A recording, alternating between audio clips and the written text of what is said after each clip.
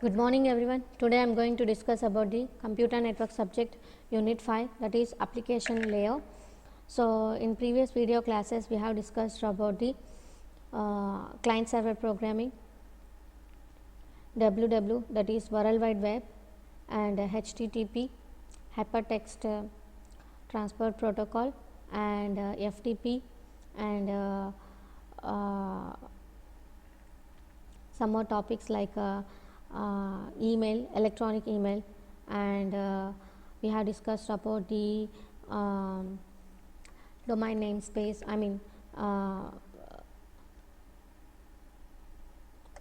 telnet, secure shell, and domain namespace. So these are the different topics we have explained in the previous video classes. Now I am going to just recollecting some points in this presentation, that is telnet, secure shell, domain namespace, and SNMP. And in the telnet we have discussed about how the telnet, what is the use of telnet, and in this telnet we have some diagrams.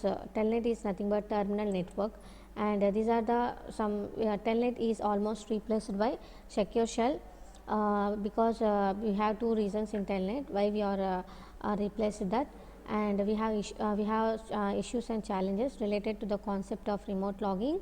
So we are using some secure shell which it serves as a remote login protocol. So this is the first reason.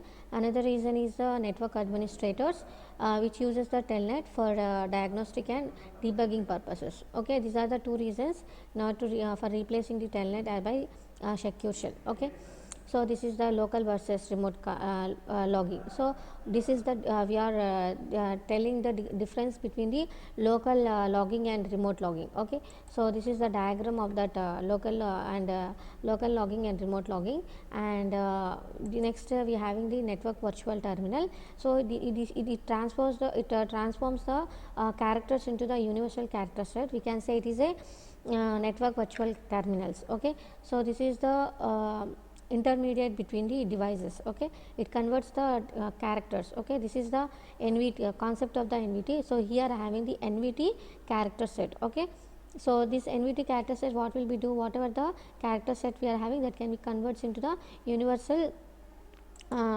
universal character set. Okay, this is, that is why we are using the NVT character set. Okay, so these are the explanation of this diagram. And next user interface, in this we are having some commands like open, close, displays, mode, quit, and send. And next we are using the secure shell. Up to here user interface, this is the telnet. Now we are talking about the secure shell. So all this also we have explained in the last video class. That is, in this we having two types of secure shells, two versions, that is secure shell 1 and secure shell 2. So secure shell 1 is decryptable because of security faults, and but we are uses only the secure shell 2 here. Okay, this is the components of the secure shell. We are having three components: SSH, secure shell transport layer protocol, and secure shell authentication protocol, and secure shell connection protocol. So these are the three protocols, and we are having some applications in the secure shell, and secure shell for remote logging, and secure shell for file transfer. So these are the different things we have explained in the last previous class. Next, domain namespace. So in the domain namespace we are having some purpose of domain name namespace. Okay, so what is the main use of domain namespace means, so in this method, the host and needs to mapping can contact the closest computer holding the needed information. So this is called the domain namespace. So here I having the client, and this is the user. The user will be host the name from a file. This is the host name. User will access the file, send a request to the file transfer client, and it will be send the host name to the domain host name to the domain namespace, and it will ask the queries to the domain name server. Again the domain name server receives the response, receives the request, and it will response to the domain name space client, and this is the IP address we are using, and it moves to the the IP address will be moved to the network layer. So this is the work purpose of the DNS, and this is the namespace. So and we are having some domain namespace, and these are the domain namespace routing, and this is the labels. So every node we are using the labels, this like so these are the labels. Okay, so labels we are using, and domain name, domain, and this is the distribution of namespace, hierarchy of name servers. So these are the diagram of the hierarchy of the name servers, and root server, domain namespace in the internet. So and this is a diagram of the internet DNS and generic domains. This is the labels, generic domain labels we are using. So this is the domain name, generic label domains. We have these things all we have explained. This is the country domains up to inverse domains. Okay, and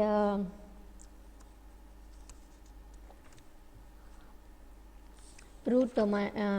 Next is a this is the diagram of the root domain. So up to here we have discussed in the previous video class. Now I am going to continue from resolution. So this is the part of the DNS, and what is mean by resolution? So resolution is nothing but mapping a name to an address, or an address to a name is called the name address resolution. So we are going to mapping to a name, mapping a name to an address, or an address to a name is called the name address resolution. So resolver, we are having the resolver. Resolver is nothing but DNS, domain namespace, is designed as a client server application. Okay, designed as a client server application, a host that needs to map an address to a name, or a name to an address, calls a domain namespace client called a resolver, A resolver accesses the closest domain name, closest domain name space server with a mapping request, If the server has the information, it satisfies the resolver. Otherwise, it either refers the resolver to other servers, or ask other servers to provide the information. After the resolver receives the mapping, the interprets the response to see if it is a real resolution or an error, and finally delivers the result to the process that requested it. Okay, so that is called the resolver. Next, mapping names to addresses, mapping name to addresses. Most of the time the resolver gives the domain name to the server and asks for the corresponding address. So what the domain mapping name to address? So the resolver gives the domain name to the server and ask the corresponding address. So whenever we are giving the domain name to the server, that will be asked to the corresponding address of this domain name. So in this case, the server checks the generic domains or country domains to find the mapping, Okay. Next, we are having mapping address or mapping addresses to names. So a client can send an IP address to the server to be mapped to the domain name.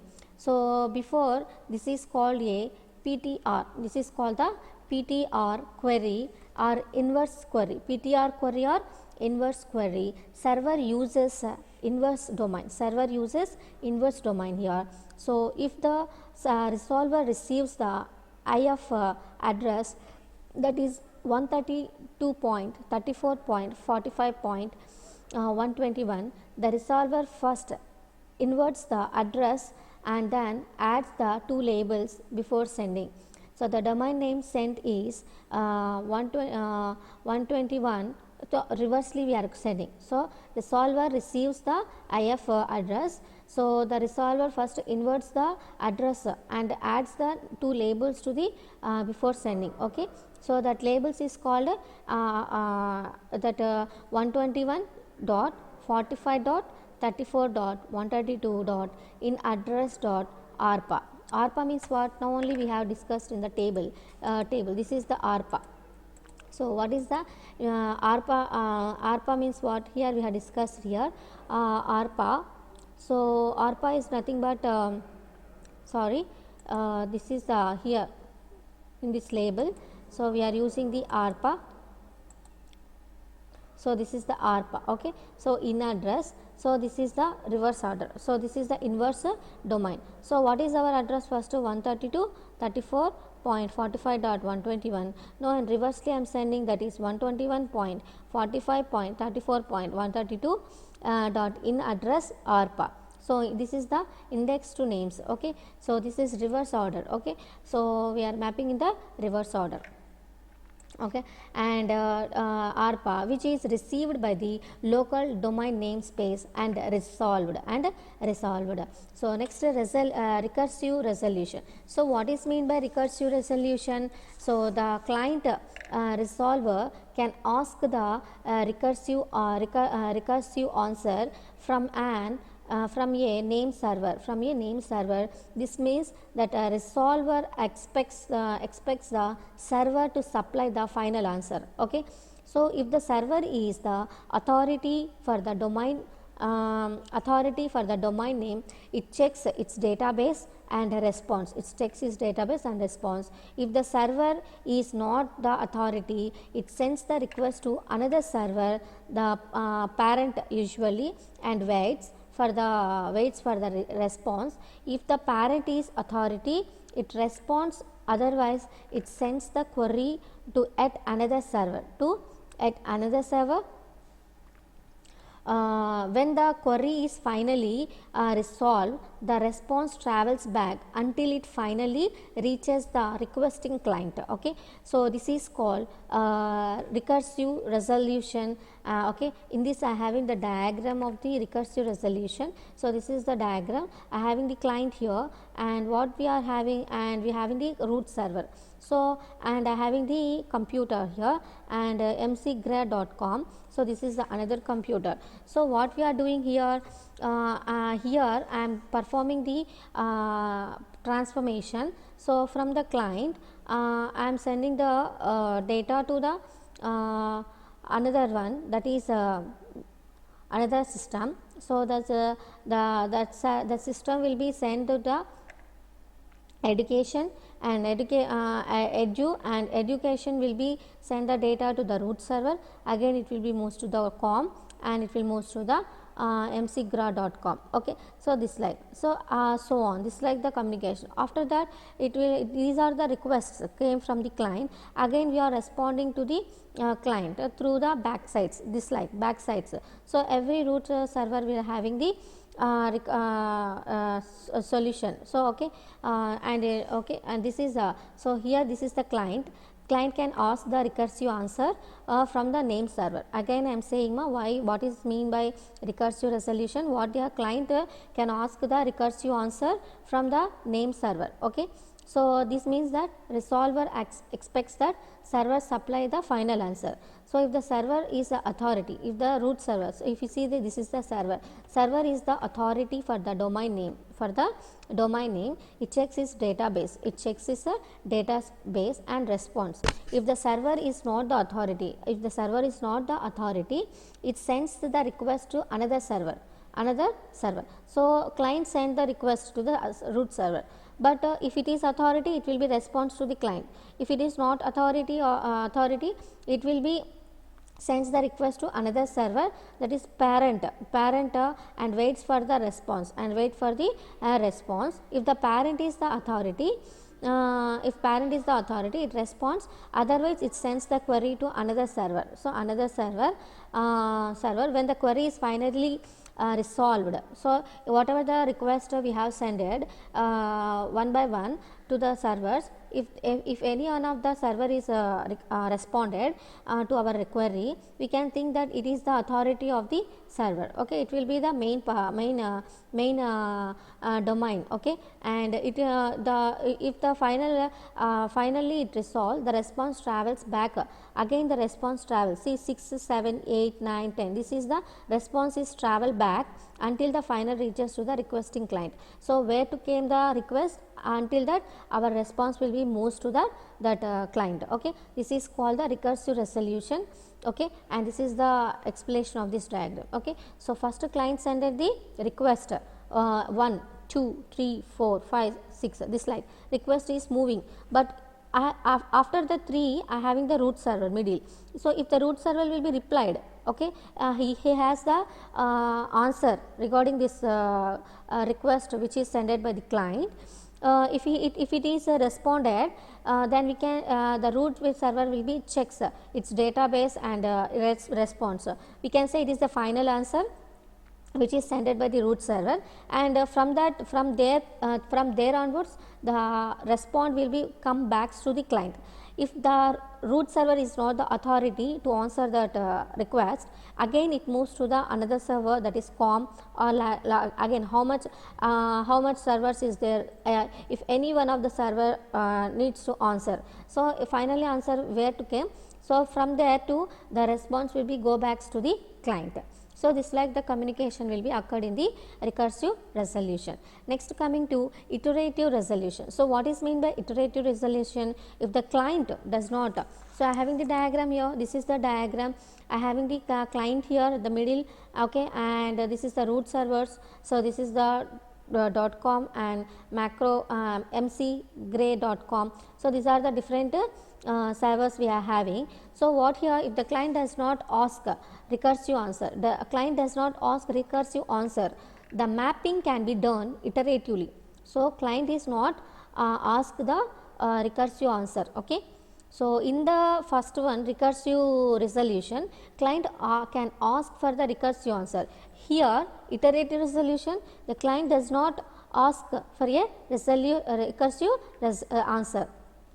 The mapping can be done iteratively if the server is an authority for the name.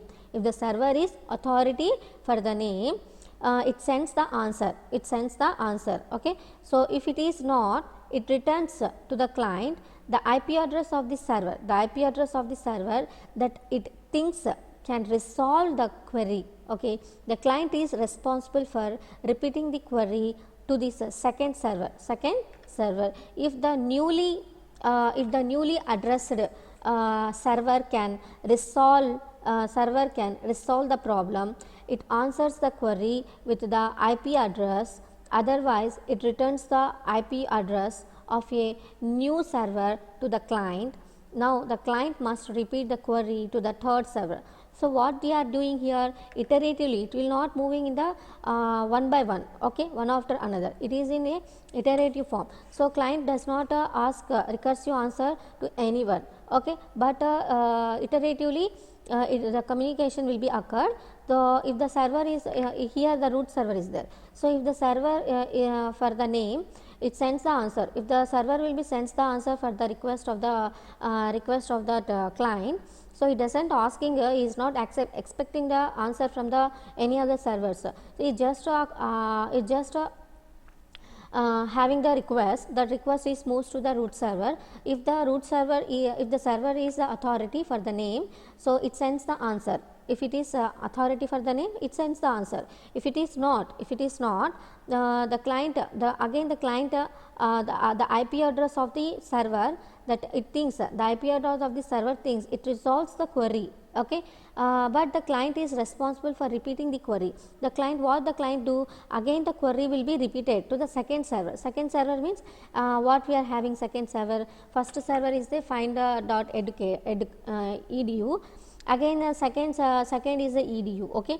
So, again it sends the query to the second server, okay. So, if newly addressed server can resolve the problem, if the newly addressed can be resolve the problem, if the answer is the query with the IP address, otherwise it turns the IP address of the newly server to the client again, okay, same process will be occurred. So, the newly server to the client. The client must repeat the query again to the third server. The process is called iterative resolution, because the client repeats the same query to multiple servers. So, the client queries 4 servers before it gets the answer from the macgray.com server. It will be the authority or main authority of this client. Okay, this like the communication will be occurred in the iterative resolution. So next we are having the DNS, domain namespace message, domain namespace message. So what is mean by domain namespace message? So in this we are having two types of messages, one is query and another is a response. One is query and another is a response. Both types have the same format. So both query and response have the same format. So the query message consists of header and the question records, header and question records. The response message consists of header, okay, header, question records, answer records, authoritative records and additional records. So these are the things in the query message. What we are having in the DNS, domain name space message, we are having two types of messages, one is query message and another is response message. So both having the same format, but in the query message consists of header and question records. In the response message consists a header, question records, answer records, authoritative records and additional records. This is the difference between the two diagrams. Okay, this is the diagram of the query and this is the diagram. At the left side having the query diagram, query message, at the right side having the response message. So in the query message I am having only the header and the question records. In the response message I am having the header, question section, okay, and answer section, authoritative section and additional section. So these are the different things available in the response message. Okay, so this is the diagrams of the next header. What is mean by header here? So every query and message, every query message and response message we having header. What is mean by header? Both query and response message, both query and response message have the same header. Both query message and response message both have the same header format with the some fields field sets to 0 for the query message and header is the 12 bytes. Header is the 12 bytes and its format is here. This is the header format. In this I am having the identification. So what is mean by identification here? So I have explanation about this identification. Identification subfield, this is the subfield of the header, that is called identification. Identification subfield is used by the client to match the response with the query. The client uses a different identification number each time it sends a query. Each time it sends a query, the server duplicates the number in the corresponding response. This is called the identification. Next I having the flag. What is mean by flag? Flag field is nothing but flag subfield is a collection of subfields that defines the type of the message, that defines this flag will defines the type of the message, the type of answer requested, the type of desired resolution and so on. These are called this is called the flag subfield. Next having the number of question records. So what is mean by number of question records? Subfield, it contains the number of queries. It contains the number of queries in the question section. Of the message, this is called number of question records. Next, number of answer records. So in this it contains this subfield contains the number of answer records in the answer section of the response message. Its value is 0 in the query message. Next subfield is a number of authoritative records subfield. It contains the number of authoritative record in the authoritative section of the response message. Its value is 0 in query message. Finally, another subfield is the number of additional records subfield. It contains the number of additional records in the additional section of the response message. Its value is 0 in query message. So this is the explanation of this header format. Next we are having the Next we have this is the explanations now only I have discussed. Next I having the types of the records. What are the types of records? We having the two types of records are used in DN, domain namespace. The question records are used in the question section and query and response message. The resource records are used in answer, authoritative and additional informative section of the response message. Okay, and a question record is used by the client to get the information from the server. This contains the domain name. So this is called the question record, and resource record is nothing but each domain name is associated with a record called the resource record. The server database consists of a resource records. Resource records are also what is returned by the server to the client. Okay, so this is that explanation of this resource record. Next, having the registers. Registers means what? How are new domains added to the domain namespace. So if you need to add a new domain to the domain namespace, so how we can do that? So this is done through the register. So registers a commercial entity accredited by ICANN. Okay, ICANN. A registrar first verifies that the requested domain name is unique and then enters it into the domain namespace database. A fee is charged. Okay, so we have to register into the domain namespace. If we want to add a new domains, we want to register with a fee charged. So today there are many registrars. Their names and addresses can be found at http:// www.intenic.net. Okay, so everything will be names and addresses can be found at this link. Okay, so a new commercial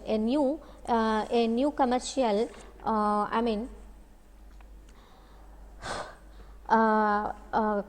.net, and there are many and to register the organizations needs to give the name of the server and IP address to the server. For example, a new commercial organizations named Wonderful with a server named WS and IP address 200.200.200.5 needs to give the following information to one of the registrars. So what is our domain name here?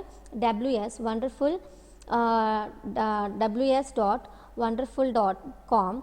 Our IP address is for register 200.200.200.5. So this is our domain name and IP address. So dynamic domain name system. Next one is a dynamic domain name system. So DDNS. So the domain name space master file should be updated dynamically. So whatever the domain name space master file is there, that should be updated dynamically.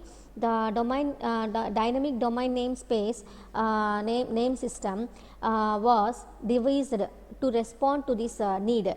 Okay, so in the dynamic domain name space which is binding between the name and an address is determined. The information is sent usually by DHCP dynamic host configuration protocol to a primary DNS domain namespace server. Okay, domain namespace server. The primary server updates the zone. The secondary servers are notified either actively or passively. Okay. So next is in this we having encapsulation. Okay, what is mean by encapsulation? So domain namespace can use either UDP or TCP. In both cases, the well known port used by the server is port 53. So UDP is used when the size of the response message is less than 512 bytes, because most UDP packages have a 512 byte packet size limit. So if the size of the response message is more than 512 bytes, a TCP connection is used. Okay, so this is called the encapsulation. Next topic is up to here we have discussed about the domain namespace. Next we are going to continue for another topic, that is SNMP, Simple Network Management Protocol. So what is mean by Simple Network Management Protocol, SNMP? Several network management standards have been devised during the last few decades. The most important one is Simple Network Management Protocol used by the internet. Okay, the SNMP is a framework for managing devices in an internet using the TCP/IP protocol suite. It provides a set of fundamental operations for monitoring and maintaining an internet. The SNMP uses the concept of manager and agent. So this is a manager, usually a host, controllers and monitors, a set of agents, usually routers or servers. Okay, I having the diagram of the SNMP. This is the concept of SNMP. Here I having the SNMP is an application level protocol in which a few manager station control a set of agents. So having the here manager stations that control the set of agents. Having the here agents, variables, agent, everywhere having the agents here. So these agents everyone is, this manager will be control these agents. Okay, set of agents. The protocol is designed. A protocol is designed at the application level. A protocol is designed for application level so that it can monitor the devices. It can monitor all the devices made in different manufacturers and installed on different physical networks. Okay. So in other words, SNMP frees management tasks from both the physical characteristics of the managed devices and the underlying network topology. Okay, technology. It can be used in heterogeneous internet made of different LANs and WANs connected by routers made by different manufacturers. Okay, so here having the manager and agents. So what is mean by manager? A management station. A management station is called a manager. A management station is called a manager. Okay, is the host. Is the host. Okay, that runs the SNMP client programs. Okay, the single network management protocol. It runs the SNMP client program. A managed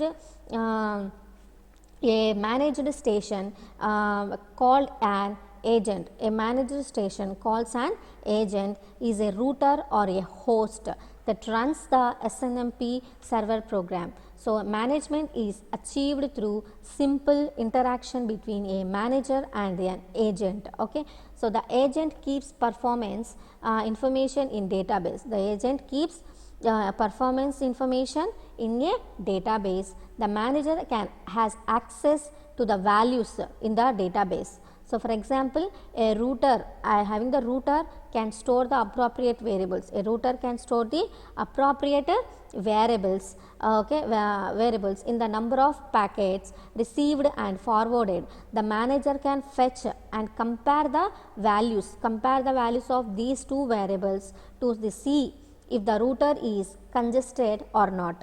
So the manager can also make the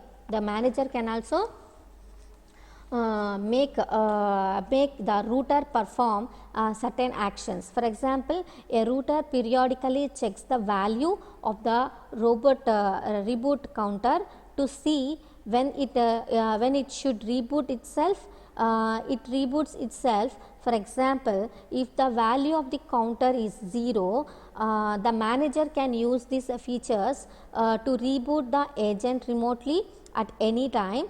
So it simply sends a packet to force a 0 value in the counter. Okay, the agents can also contribute to management process. So the server program running on the agent can check the environment, and if it notices something unusual, it can send a warning message called trap to the manager. Okay, trap to the manager.